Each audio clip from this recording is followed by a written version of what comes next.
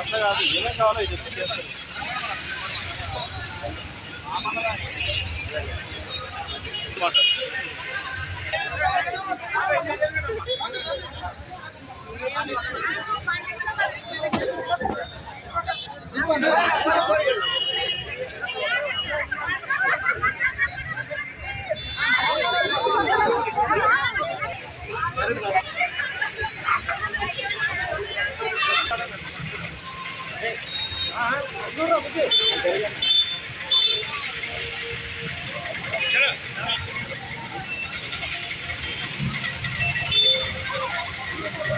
Right.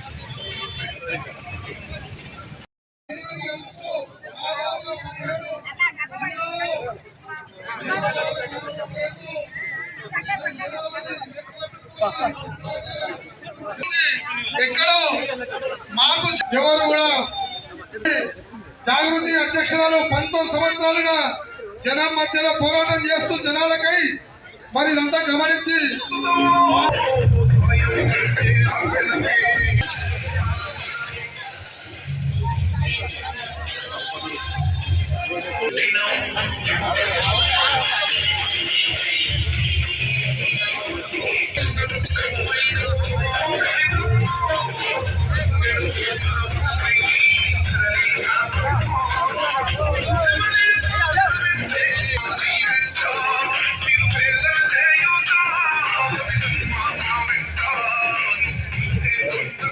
కట్టి దాదాపు 3 సంవత్సరాలు కావస్తుంది.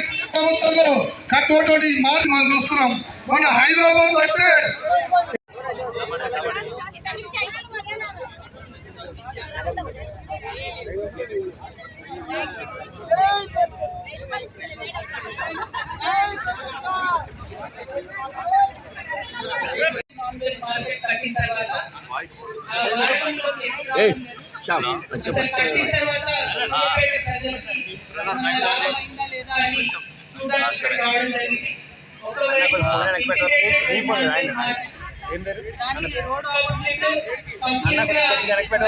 ఎరువుల షాపులు అన్ని కూడా ఫర్టిలైజర్ షాప్స్ ఉన్నాయి. ఫర్టిలైజర్ షాపులకి పెద్ద పెద్ద లారీలు రావాలి. ఇటు పక్క కూరగాయలు డ్రాప్ చేయడానికి ఆటోలు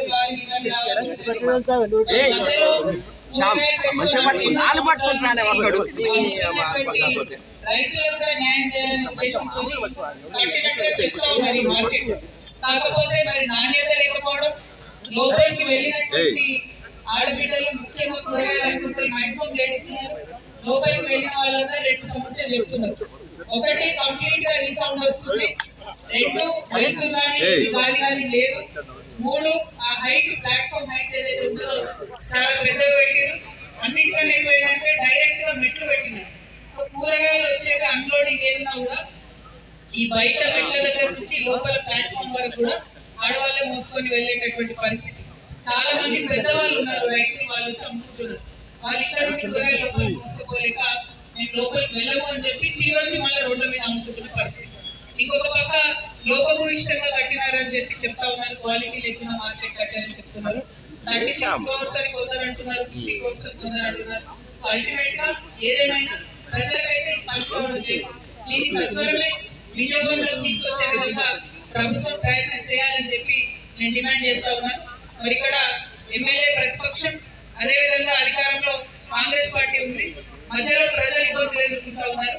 కాబట్టి ప్రభుత్వం కూనుకొని ఖచ్చితంగా ఈ మార్కెట్ యూటిలైజేషన్ చేసే విధంగా ప్రయత్నం చేయాలి. దానికోసం జాగృతి జనం పాటలో ఇట్లాంటి అనేక సమస్యలు తెలుసుకుంటూ వాటిని పరిష్కరించే ప్రయత్నం చేస్తున్నాం. ఇప్పుడు జిల్లాలు చిన్నగానే, జిల్లా కలెక్టర్ గారు కూనుకుంటే తొందరగా అయిపోయే పని చిన్నపాటి మరమ్మతులు చేసి ప్లాట్ఫామ్ సైజ్ తగ్గించి నీట్ గా ఒక ర్యాంప్ వేస్తే లోపలికి కూరగాయల వాళ్ళు వెళ్ళిపోయేటటువంటి ఆస్కారం ఉంటుంది. చిన్న చిన్న విషయాలతో ఆగిపోయింది. దాదాపు 3 years ఆగి 3 సంవత్సరాల నుంచి ఇంత పెద్ద ప్రభుత్వ ఆస్తి ఖాళీగా పడి ఉండడం ఎవరు కూడా మంచిది కాదు. తక్షణమే కలెక్టర్ గారు స్పందించాలి, దీన్ని చర్యలు తీసుకోవాలని చెప్పి నేను డిమాండ్ చేస్తా ఉన్నాను. భాగంగా అన్ని జిల్లాల నుంచి వాళ్ళ సూర్యాపేట వచ్చినాం. మరి కుందకుర్తి నియోజకవర్గంలో ఎంటర్ అయ్యి అక్కడ అన్ని మండలాలు కవర్ చేస్తూ దాదాపుగా ఇప్పుడు సూర్యాపేట రావడం జరిగింది. మరి సూర్యాపేట అంటే మా అందరికి చాలా ఇన్స్పైరింగ్ ప్లేస్. పేరులోనే మీకు సూర్యుడు వెలుగుడు విప్లవం ఉంటుంది. గొప్ప గొప్ప విప్లవీయులని జన్మనిచ్చినటువంటి ప్రదేశం కాబట్టి మాకు ప్రత్యేకమైన ఇంట్రెస్ట్ ఉంటుంది సూర్యాపేట మీద. ఈ సూర్యాపేటకి రావడం జరిగింది. మరి ఫస్ట్ టైం ఇది చూస్తా ఉన్నాం. 3 years తర్వాత కూడా ఇంత పెద్ద ప్రభుత్వ ఆస్తి దుర్వినియోగం అవ్వడం కరెక్ట్ గా చూసుకోవాలి. తక్షణం నేను ఎక్కడ ఏ జిల్లాకు పోయినా అధికారుల మీద ఒత్తిడి తీసుకొచ్చి సమస్య పరిష్కరించే ప్రయత్నం చేస్తున్నాం. ఇక్కడ కూడా అదే ప్రయత్నం చేస్తాం. జల వివాదాల మీద రేపు పొద్దున ప్రెస్ మీట్ 9కి దాంట్లో చాలా విస్తారంగా చెప్తాం. Thank you. జై తెలంగాణ.